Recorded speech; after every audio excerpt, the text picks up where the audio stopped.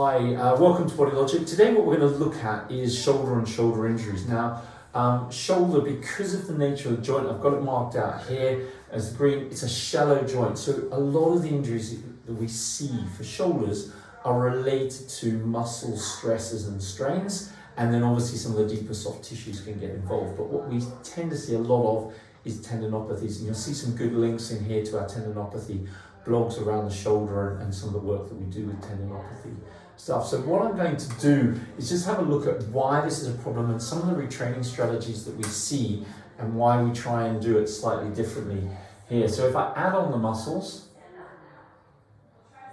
okay, what we tend to see here at the front, this muscle here, subscap, it tends to be the muscle that holds your shoulder back into the socket.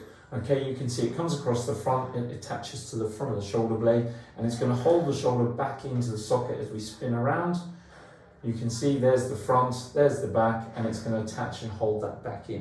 Now that muscle, because of the postures we adopt, tends to get weakened and stretched and loaded, and you tend to get a lot of people who have pain and problems at the front of their shoulder joint. So if that's you, that might be one of the things that can be causing a problem. Now, what we need to look at and think about is why does that happen? If we spin around, so we're now looking at the back, there's your shoulder blade, and this muscle in the middle here, infraspinatus, will tend to get tight. Now, the reason it tends to get tight on a lot of people is because we spend more time sitting at desks and computers, and when we're in this position, it's actually in a shortened position. So this muscle gets short and tight. It can be weak, but the imbalance between the two muscles at the front and at the back is where we get our problems. Now, what I see a lot of times is people doing band work to increase the strength of the muscle at the back. So they're doing this work. Now, if you're thinking about that, if we go here, if we work this muscle and make it stronger, it's already short and tight. It's going to pull through this area here.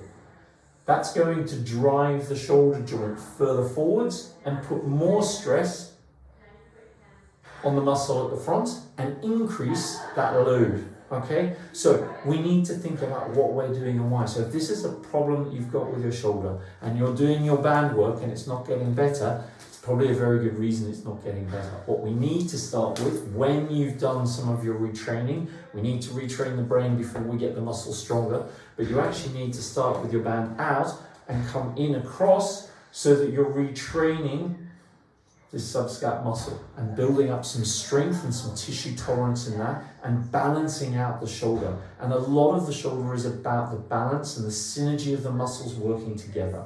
And it's so key that you get that step right, and that's why it's so important that you get your shoulder assessed by an expert and understand exactly what's going on and get the right exercises in place for you to make sure that you recover well and get back to the things you want to be doing.